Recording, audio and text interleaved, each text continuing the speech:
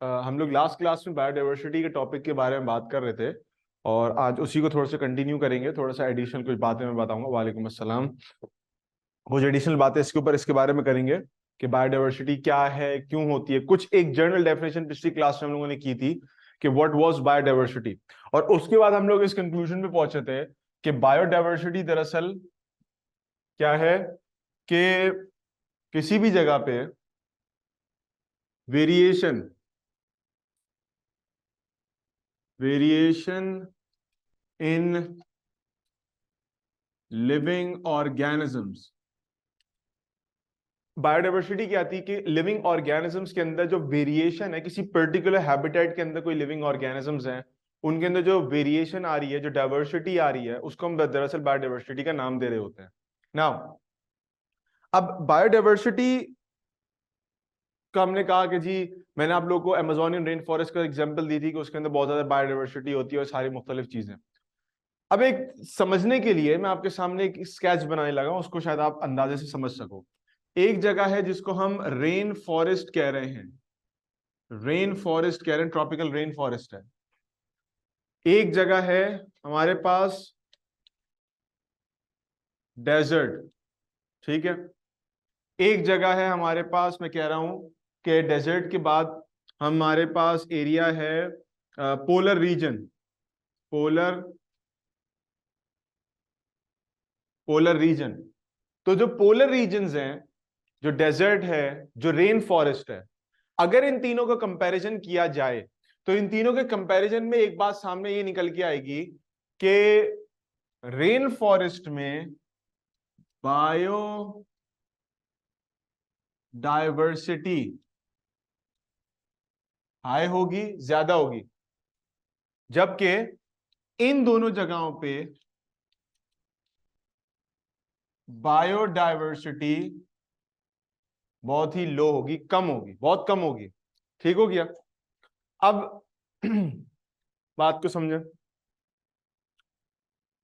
फायदा क्या होता है बायोडाइवर्सिटीज का। Degree of variation with in and among the species existing on different reasons of the earth. Very good Fatima बेटा, आपने एग्जांपल इसकी डेफिनेशन बताई, बहुत अच्छी डेफिनेशन बताई है, पूरी जामिया, पूरी कंप्लीट डेफिनेशन है ये। ठीक है भाई। अच्छा, अब बात कर लेते हैं कि हमारे पास बायोडाइवर्सिटी का फायदा क्या होता है। What is the benefit significance of biodiversity, तो उसको समझ लेते हैं। देखिए मामला कुछ इस तरह से है कि सिग्निफिकेंस ऑफ बायोडाइवर्सिटी जो है, अगर मैं सिग्निफिकेंस की बात करूं,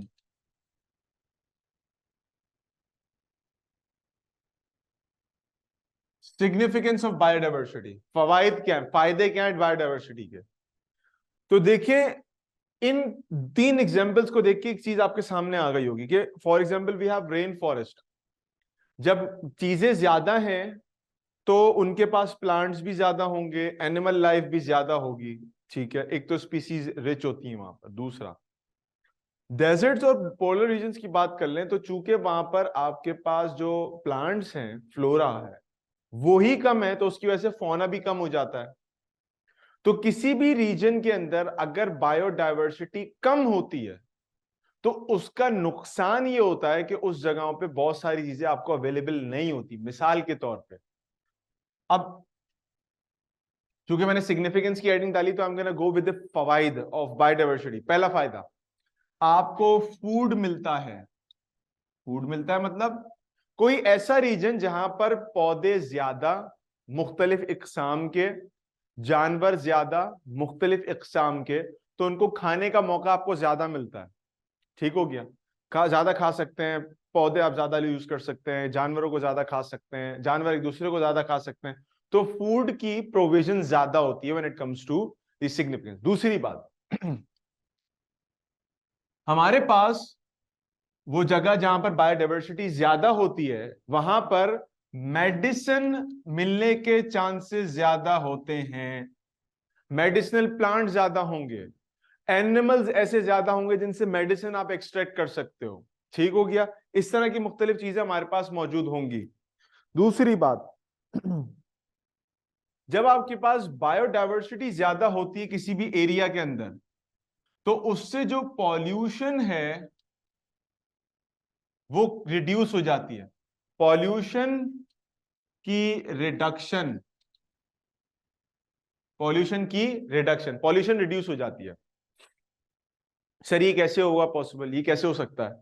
तो इस बात को ऐसे समझिए कि हमारे पास किसी एरिया के अंदर बहुत ज्यादा प्लांट्स लगे हुए हैं, फॉरेस्ट है, एग्जांपल दी ना पहले रेन फॉरेस्ट की, प्लांट्स बहुत ज्यादा हैं ना। ये ज्यादा प्लांट्स का जो मामला है, इससे क्या होगा कि ज्यादा कार्बन डाइऑक्साइड एटमॉस्फेयर की प्लांट्स एब्जॉर्ब करेंगे। जब प्लांट ज्यादा कार्बन डाइऑक्साइड एब्जॉर्ब करेंगे तो इसका मतलब ये है कि we have more clean environment, clean air as compare to जैसे हमारा इलाका। अब जैसे हम कराची में रह रहे हैं फॉर एग्जाम्पल, शहरी इलाकों में रहने वाले लोग हैं, इनके पास बिल्डिंग है, जानवर कम, ठीक है। सिटीज में आमतौर पे जानवरों की तो वैसी वेरायटी, इसे एक वाहिद है हम ही जानवर होते हैं वहां पर, और कोई बाहर से आने वाला कोई जानवर नहीं होता।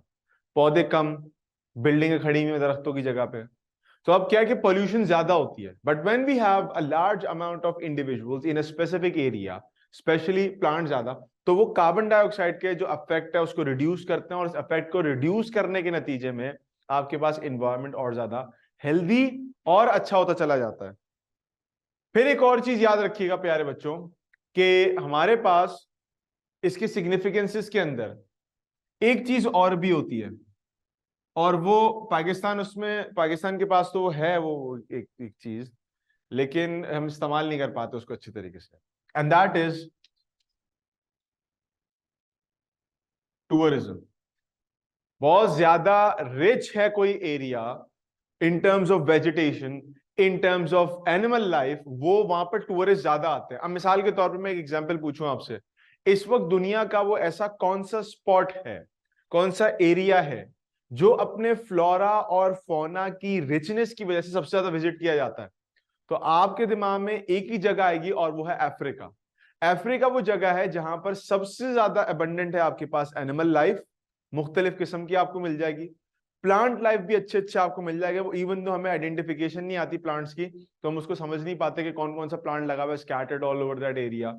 बट दो चीजें जो सबसे इंपॉर्टेंट हैं वो ये है कि आपके पास एक तो टूरिज्म बढ़ता है, लोग जाते हैं उन जगहों पे, ज्यादा जानवरों को देखते हैं, मुख्तलिफ किस्म के पौधों को देखते हैं, दरख्तों को देखते हैं। तो टूरिज्म भी प्रमोट होता है when it comes to biodiversity. लोग यूरोप घूमने जाते हैं, अमेरिका घूमने जाते हैं, उनमें से कोई एक बंदा भी बायोडायवर्सिटी देखने नहीं आता, जानवरों को, पौधों को देखने नहीं आता। जब किसी की इंटेंशन होती है बाकायदा डिटेल में बायोडायवर्सिटी या स्पीसी रिच एरियाज को देखने के लिए, they always go for Africa, they always go for, like for example अगर उनको जाना भी है तो वो अमेरिका फिर उन जगहों पे जाएंगे, यूरोप उन जगहों पे जाएंगे जहां पर आपके पास कहीं जानवर मिलते होंगे।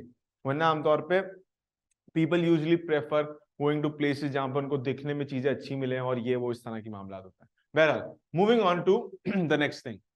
अब देखो बच्चों, बच्चे कह रहे हैं कि सर इस चैप्टर का सेकंड नेम बायोलॉजिकल डाइवर्सिटी भी है। बिल्कुल एग्जैक्टली बायोलॉजिकल डाइवर्सिटी कह लें, इसको बायोडाइवर्सिटी कह लें, बात बिल्कुल आपके पास एक जैसी होगी, बात में कोई डिफरेंस नहीं है।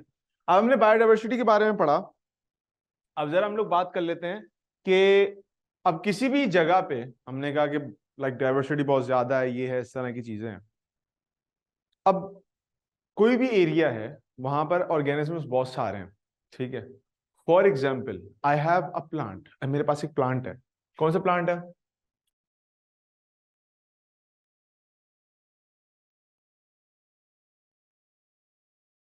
Okay, now this something that look like a rose, a rose, गुलाब जैसा आपके पास का कोई स्ट्रक्चर है। ये फूल है हमारे पास, एक फूल हमारे पास आया। नाउ अब इस फूल को हमने एक नाम देना है। हमारे नजर में तो ये क्या है, ये एक अदद क्या है, ये फूल है, दिस इज अ फ्लावर, ठीक है, फूल है, इसको फ्लावर कह लें, ठीक है। अब मामला ये है कि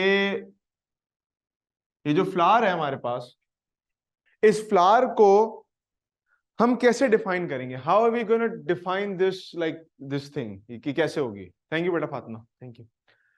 अब मिसाल के तौर पे मैं इस फ्लावर को लेके जाता हूँ अमेरिका में, एक कॉन्फ्रेंस हो रही है बड़े बड़े साइंटिस्ट की, मैं वहाँ फ्लावर लेके जाता हूँ, टेल देम कि यार इसकी तस्वीर खींच के लेके जाता हूँ, या मैं इसको डिफाइन करने के लिए लेके जाता हूँ कि बस चलो मैं लेके नहीं आ रहा, मैं सिर्फ ऐसे ही जा रहा हूँ, मैंने देखा एक जगह पे फ्लावर, और उसके बाद मैं जाके उनको बताता हूँ यार देखो मैंने एक फ्लावर देखा था, इसका रेड कलर था, उसकी ग्रीन डंडी थी, और वो बड़ा खूबसूरत फ्लावर था। तो वो कहेंगे भाई उसका नाम क्या है? मैं उसका नाम बताता हूँ, उसका नाम है, नाम क्या है उसका? उसका नाम है गुलाब, ठीक है, गुलाब। अब सामने वाला बंदा बोलेगा यार ये गुलाब क्या चीज है, गुलाब क्या चीज है ये, तो हम उसको बताएंगे वही ना, वो जो लाल रंग का होता है, उसकी डंडी होती है वो, तो वो कहेगा भाई ये क्या चीज है। अब कोई अंग्रेज होगा, उसने ये फूल पहले से देखा हुआ है, जिसको आप गुलाब बता रहे हैं, वो इसको जानता है इस नाम से, इस नाम से, वो इसको इस नाम से जानता है। अब आपके पास क्या मामला होगा, अब किसी और जमाने में कोई और बात इसको बोलते होंगे। अब अलग अलग जमानों के लोगों ने देखा तो है इस गुलाब के फूल को, लेकिन जब हम उसको एक प्लेटफॉर्म पे जाके डिस्कस करना चाह रहे हैं, तो नो वन नोज व्हाट गुलाब इज। अमेरिका वाले को नहीं पता गुलाब क्या होता है, और हमें नहीं पता कि रोज क्या होता है। लेकिन जब हम इस फूल को लेके आते हैं, बकायदा दिखाते हैं यार ये, इसमें इसकी बात कर रहा हूं, तो बोलते ओहो अच्छा, ये तो हमारे यहाँ इसको रोज कहते हैं, आप कहोगे इसको हम गुलाब कहते हैं, कोई और जबान में इसको कुछ और कहते होंगे। तो हमने क्या किया, हमने इन कंफ्यूजन से बचने के लिए इस प्लांट को नाम दे दिया सबसे पहले। क्या दे दिया, नाम दे दिया, इन्हें इसकी नेमिंग कर दी हमने, इसको हमने एक नाम दे दिया, नेम दे दिया। और इसका नेम क्या देंगे हम लोग, एक ऐसा नेम जो यूनिवर्सली सब पे चलेगा, and that name is Rosa indica, Rosa indica. अब ये ऐसा नाम है कि चाहे मैं पाकिस्तान का हूं, चाहे इंडिया का हूं, बांग्लादेश का हूं, फ्रांस का हूं, मिस्र का हूं, अमेरिका का हूं, इंग्लैंड का, कहीं का भी हूं, आई डोंट केयर, मेरे सामने नाम मेंशन करेंगे रोजा इंडिका, मुझे दिमाग में तस्वीर बन जाएगी क्या हो रही है, भले से मैं अपनी जबान में इसको कुछ भी बोलता हूं। तो सबसे इंपॉर्टेंट एक पैरामीटर क्या है कि एनीवन शुड नो कि जिस बारे में बात हो रही, जिस डाइवर्सिटी है ना, बहुत सारे गुलाब हैं, बहुत सारे फूल हैं। अब अगर दुनिया में सिर्फ एक ही फूल होता तो उसके लिए नाम रखने की जरूरत ही नहीं थी, लेकिन नाम रख दिया ताकि क्यों, पहचान की जा सके इसकी, ठीक है, पहचान के लिए हमने इसका नाम रख दिया। ये बात हो गई। अब आ जाते हैं एक दूसरी चीज के ऊपर। गुलाब का फूल मिला, इससे मिलता जुलता एक और फूल मिल गया। कौन सा फूल मिल गया, हमने हमने कहा कि हमारे पास एक और फूल आया है, और वो फूल मिसाल के तौर पे आपके पास हो गया इस तरह का, ये आपके पास एक और फूल आ गया। हमने कहा कि ये फूल कौन सा वाला है भाई, आप कह रहे हो कि सर ये फूल जो है, ये जो फूल हमारे पास आया इस बार, ये फूल दरअसल एक ट्यूलिप नुमा स्ट्रक्चर है। अब ये भी एक फूल है, ये भी एक फूल है, बट इन दोनों में फर्क होना चाहिए ना। अब वो भी गुलाब है, इसको भी हमको इस तरह गुलाब शुलाब टाइप का नाम दे दें, नहीं, अब इसको हम रोजा इंडिका नहीं कह सकते। We need to differentiate these through two fools, हम इनको डिफरेंशिएट करना है आपस में एक दूसरे से। कैसे डिफरेंशिएट करेंगे, अब हम इनके ग्रुप्स बनाएंगे, इनकी ग्रुप बंदी करेंगे, ताकि नाम से भी अलग हो जाए और इनका पूरा पूरा सिस्टम अलग हो जाए। अब सवाल ये पैदा होता है दिमाग में कि हमने गुलाब को यानी रोज को ट्यूलिप से अलग क्यों किया, why did we differentiated both of them. अब इसका जवाब समझ लीजिए। देखिए, कुछ ऑर्गेनिजम्स ऐसे होते हैं कि जिनके अंदर बहुत सारी चीजें मिलती जुलती होती हैं, दूर से देखने में मिलती जुलती होंगी, करीब से देखेंगे तो बड़ा फाइन डिफरेंसेस नजर आएंगे। उर्दू में हम लोग एक बच्चों बचपन में पढ़ते थे ना, दूर से देखे तो अंडे उछल रहे थे, करीब जाके देखा तो गंजे उछल रहे थे। अब देखो, अब जो अंडा है और जो बंदा है गंजा, इन दोनों में दूर से देखने में तो डिफरेंस हमें ऐसा खास पता नहीं चल रहा, हमें लग रहा है कि कोई गोल गोल सी चीजें जो है वो उछल रही है। लेकिन जब हम करीब गए तो अब हमें समझ में आया नहीं नहीं, जो हमें अंडा लग रहा था वो अंडा नहीं है, वो इंसान है जिसके सर पे बाल नहीं है, ठीक है, गंजे अंडे। अब जब हम किसी चीज को दूर से देखते हैं, मिसाल के तौर पे गुलाब को और अगर हम ट्यूलिप को दूर से देख रहे हैं, तो हमें इसमें कोई फर्क नहीं नजर आ रहा, हमें पेटल वेटल का डिफरेंस है थोड़ा सा, बस ये क्या है फर्क है, ज्यादा फर्क नहीं है। लेकिन जब हम इनके क्लोज डिफरेंसेस देखते हैं तो हमें बहुत फर्क समझ में आ जाते हैं। मेरी बात समझ रहे हो। अब उन डिफरेंसेस को हम अलग अलग करते हैं through a phenomena, through a process, and that process is known as biological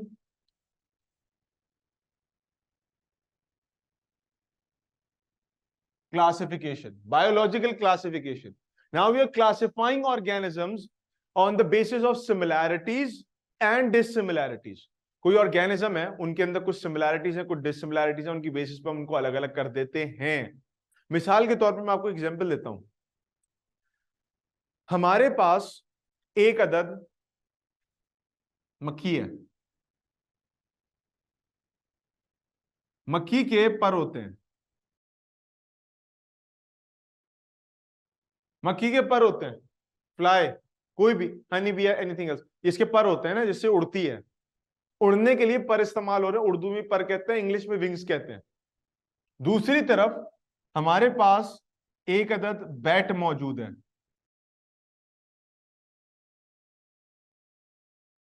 bat for example.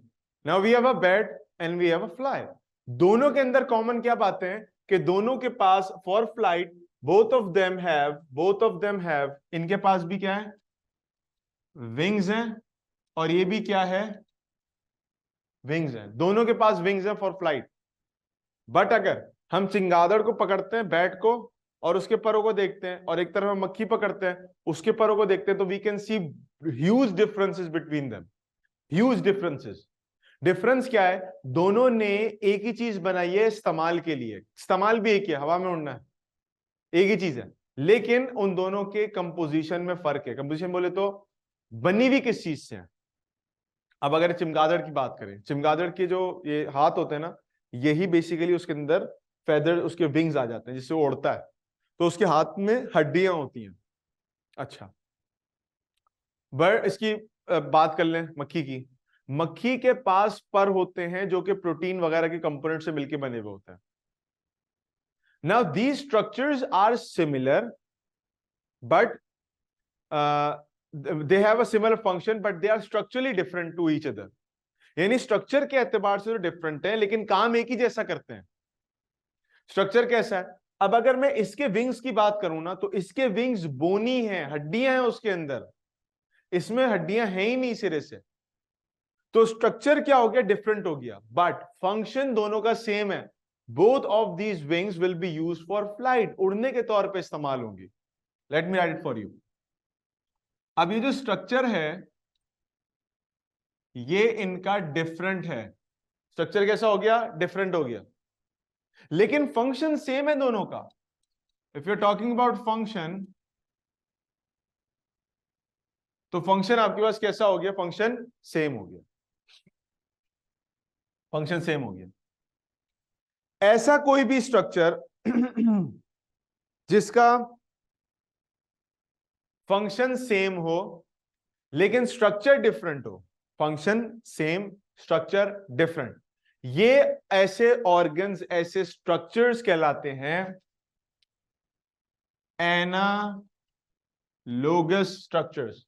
Analogous structure में सेम नहीं है, काम में सेम है।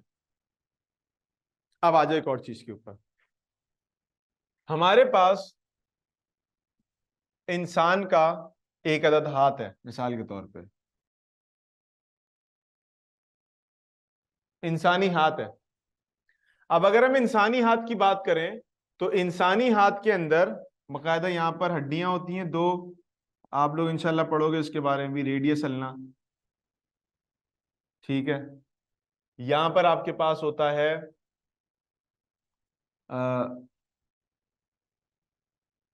कार्पल्स, इससे निकलते हैं मेटाकार्पल्स,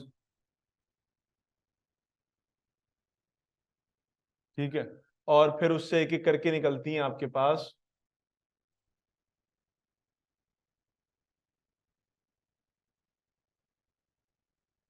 ये हो गई, ठीक है। उससे फिर आपके पास क्या निकलती हैं, उससे आपके पास निकलती हैं आगे जाके आपकी उंगलियों की हड्डियां, ठीक है। ये अब आपका हाथ है ना, ह्यूमन बोन्स का पूरा हाथ वाथ सारी चीजें बनी हुई है। इसका कंपैरिजन करूं मैं अगर किसके साथ, इसका कंपैरिजन करूं अगर मैं वेल, वेल मछली के फिन के साथ, जो फ्लिपर होता है ना वेल मछली का, उसके साथ कंपैरिजन करूं, तो उसके अंदर भी बिल्कुल एग्जैक्ट यही चीजें मुझे देखने को मिलेंगी कि यहां पर आपके पास जो है वो एक बड़ा हड्डी आती है, ये एक छोटी हड्डी आती है इस तरह से, ठीक है। And then we have like और उसके बाद हमारे पास जो है यहां पर इस तरह से स्ट्रक्चर्स बने हुए होते हैं और बहुत सारे, और फिर उसके बाद जो है आपके पास ऐसी चीजें बनी हुई होती हैं, और उनसे फिर फर्दर हमारे पास इस तरह से पूरा स्ट्रक्चर है ना। अब मामला क्या है, चाहे हम वेल मछली के फ्लिपर की बात करें या इंसान के हाथ की बात करें, तो हमारे पास जो हड्डियां यहां पर हैं, जो हड्डियां यहां पर हैं, जो यहां पर हैं, और सारी उंगलियों उंगलियों के अंदर हैं, वो सारी सेम है। उनमें तब्दीली नहीं है कोई, लेकिन काम के एतबार से दोनों फर्क है। अब हम हाथों को तैरने के लिए भी इस्तेमाल करते हैं, चीजें ग्रिप करने के लिए भी इस्तेमाल करते हैं, थप्पड़ मारने के लिए भी इस्तेमाल करते हैं, बहुत सारे कामों की, लेकिन वेल क्या करती है? सिर्फ स्विमिंग, स्विमिंग। अब इसमें क्या हुआ फर्क दूसरे वाले से, वो कंपैरिजन करके देख लेते हैं। हमने फर्क क्या लिखा? हमने फर्क ये लिखा कि इन ऑर्गन्स में, इन दोनों स्ट्रक्चर्स के अंदर, इन दोनों स्ट्रक्चर्स के अंदर क्या सीन है वो समझ लें। इन दोनों स्ट्रक्चर्स के अंदर जो स्ट्रक्चर हैं, स्ट्रक्चर, इनका स्ट्रक्चर है सेम, स्ट्रक्चर है सेम, लेकिन इनका फंक्शन जो है वो क्या है? डिफरेंट। स्ट्रक्चर सेम, हड्डियां सेम है, लेकिन काम इस्तेमाल के अलग अलग हैं। तो जब किसी ऑर्गेनिज्म के अंदर, किसी दो ऑर्गेनिजम्स के अंदर स्ट्रक्चर के एतबार से, स्ट्रक्चर के एतबार से सेम हो दोनों चीजें, लेकिन उनका इस्तेमाल अलग अलग हो, तो इनको हम नाम देते हैं होमोलोगस स्ट्रक्चर्स या organs. Now let's compare homologous with analogous. Structure different, काम सेम हो रहा पीछे, ये वाला स्ट्रक्चर डिफरेंट, काम सेम। इसमें क्या है? स्ट्रक्चर सेम, काम डिफरेंट, काम डिफरेंट। तो ये तस्वीरें बनाने का मकसद भी ये है कि आप इसको देख के अंदाजा लगा लें कि हमारे पास कौन सी चीज किस में क्या होगी। तो एग्जाम्पल से चीजें आमतौर पे याद रह जाती हैं, इतना परेशान नहीं करती। अब ये एक तरीका है कि चीजों को जिस तरह से वो दिखती हैं या जिस तरह से वो इस्तेमाल होती हैं उनके एतबार से अलग अलग कर दिया जाए। कि अगर हड्डियां आपके पास, चलो बेटे तुम एक ग्रुप में आ जाओ, अच्छा आप उड़ने के इस्तेमाल, तुम्हें एक तरफ अलग हो जाओ। तो ये मुख्तलिफ प्रिंसिपल्स हैं चीजों को क्लासिफाई करने के, ग्रुप करने के, कि उड़ने वाले ऑर्गेनिज्म या चलने वाले ऑर्गेनिज्म एक तरफ हो गया। मिसाल के तौर पर मैं आपसे बोलूं, एक वर्ड इस्तेमाल करते हैं चौपाई, या चौपाई, चौपाई जानवर होते हैं ना, चार पांव वाले, ठीक है। या मैं एक वर्ड बोल दूं आपसे cattle, the word is cattle. Cattle के वर्ड से दिमाग में सबसे पहली चीज क्या आती है? आप बोलते हो सर कैटल में गाय, बकरे, दुम्बे, भैंसे, ये सारी चीजें आती हैं। ये ग्रुप कर दिया ना आपने, क्योंकि चार पांव हैं, खुर हैं उनके, खुर हूव्स हैं उनके, और वो चलते हैं, चरते हैं, घास खाते हैं, तो वो कैटल का एक ग्रुप अलग हो गया। समझ में आ रही बात? इसी तरीके से हम बर्ड्स की बात करते हैं। अब if I am talking about the word bird, तो बर्ड से आपके दिमाग में इसी तरह की चीजें आएंगी जिनके फेदर्स होंगे, विंग्स होंगे, तो ग्रुप अलग हो गया based on their structures, based on their characters. समझ में आ गई बात?